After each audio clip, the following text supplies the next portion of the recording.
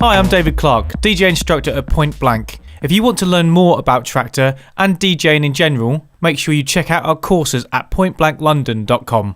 In this video, we're going to cover basic mixing theories, syncing two tracks manually and automatically, master and sync, and crossfader and EQ. Let's start with the mixing. In order for two tracks to work together, the most important thing is to make sure the levels are correct. What I mean by that is make sure the volumes match. There are a number of different ways to do this. I like to click on the loudest part of the song, which for this track will be around here, and for this track around here, and I like to play them and match them up by ear.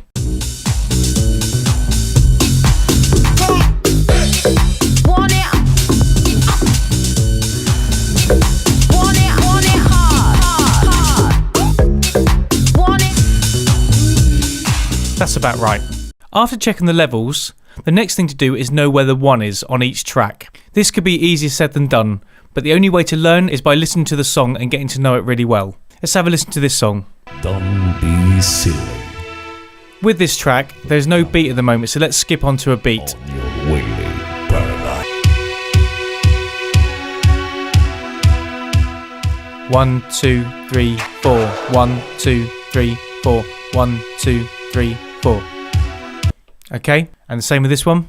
I don't want it unless it's hard. Again, there's no beat here, so let's skip on. I don't want it unless want it. I don't want it, I just want it hard. 1, 2, 3, 4. 1, 2, 3, 4. 1, 2, 3, 4. Now we know where the 1 is, we need to know what phrase the song is in. A song is made up of phrases. In dance music, they're normally 8 or 16 bars. Let me give you an example. In paradise.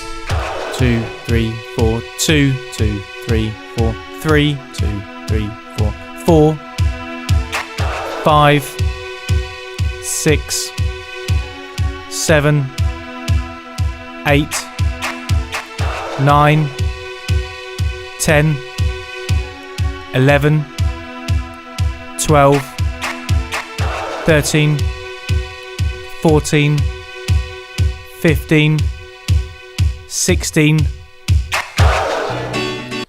If you noticed, I counted 16 bars and then it changed into another section of the song. So that was a 16 bar phrase. Let's have a listen to the other song.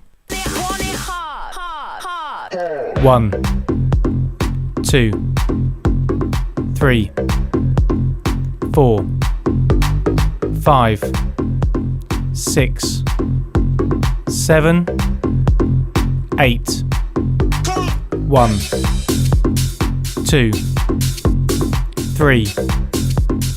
4, 5, 6, 7, 8. You can hear after each 8 bars something gets added, so let's call that an 8 bar phrase. It's important to know this because you need to mix in phrase. Now we have the levels matched and we know what phrases the songs are in, we can now do a drop mix. The drop mix is the easiest of mixes. It's where you play one song and you instantly drop it into another one. But for this to be as effective as possible, you need to do it in phrase. Let's make it easy and cue the breakdown of one song and the drop of another. So I've queued up this breakdown. And I've queued up this drop. We're going to play all of this breakdown, and the moment it hits the 1 of the drop, we're instantly going to pull the fader down and start the next track, like this.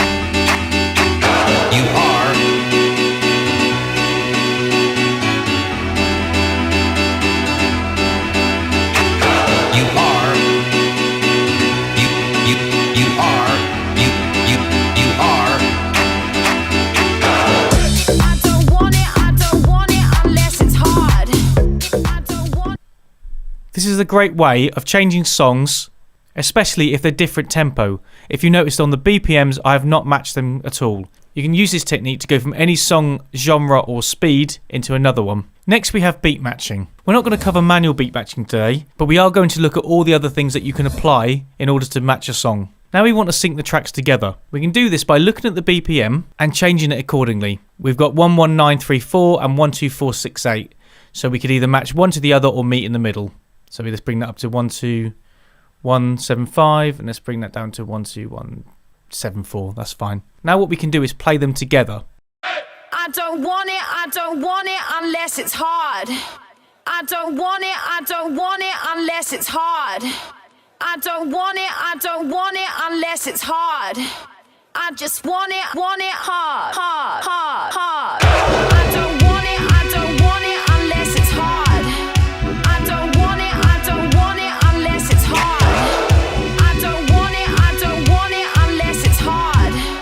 I just want it hard, hard, hard. 9 times out of 10 when you match the BPMs on the screen, the songs will match up so you'll be able to mix them. Another way is by pressing sync. The only way this will work with sync is if you beat gridded the song properly. Please refer to another video to show you how to do this. But let's assume we've got this beat gridded perfectly. We want to now incorporate the phrasing. Now we know that deck B has 8-bar phrasing and deck A has 16-bar phrasing. Let's use this to our advantage. In deck B we've got the last 16 bars of the song, and in deck A we've got these 16 bars leading up to the breakdown. What we can do is trigger deck A when deck B hits cue point number 3, and one will finish perfectly on the breakdown for deck A.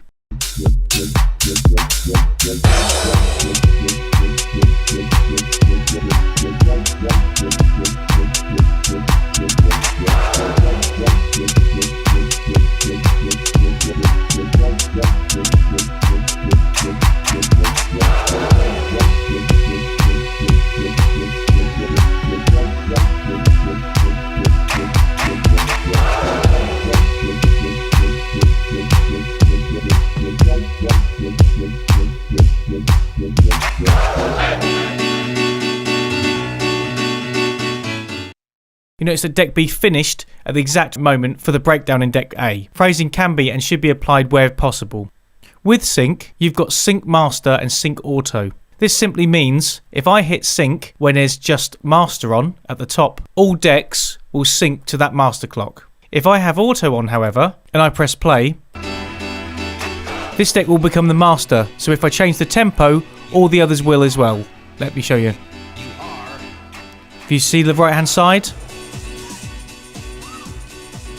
these can be used for different techniques, but if you want to make it simple, take the auto off, double click the clock and change it to whatever you want. Now everything will be synced to that time. Lastly, we have the crossfader and the EQs. Let's start with the crossfader. You'll notice the crossfader and you can assign which deck you want to which side. By default, deck A and C are on the left hand side and deck B and D are on the right hand side. You can change these just by clicking them, where deck A, B, C and D are now all on the left hand side and nothing's on the right. Or you can untick everything, which means the crossfader doesn't do anything at all. Let me demonstrate. You can only hear deck B at the moment because the crossfader is all the way to the right, but if we bring it into the middle you'll be able to hear both of them.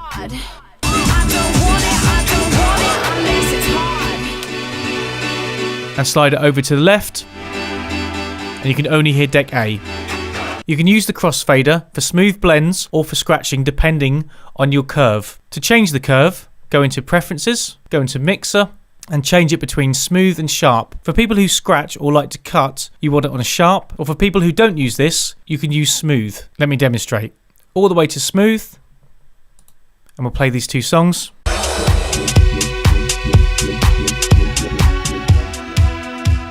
Slowly goes down, slowly builds up, and that one slowly goes down in volume, and that one slowly goes up. That can be used in replacement for the faders, for instance, or you can use them in conjunction with. With sharp, the other song is brought in with a little movement. Let me demonstrate.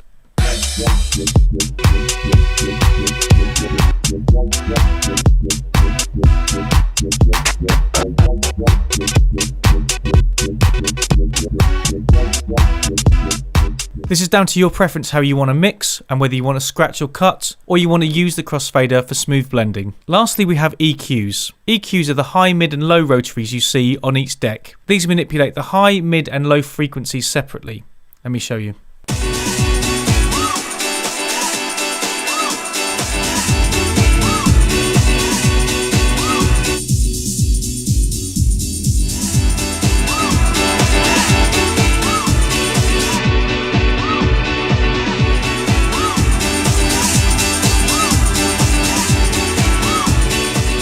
can use these in conjunction with effects, volumes or anything else to get a really smooth transition. You don't, for instance, want two bass drums coming in at the same time at full volume, otherwise they could be too loud and not a smooth mix. So you could EQ one off and then slowly change them. Let me show you.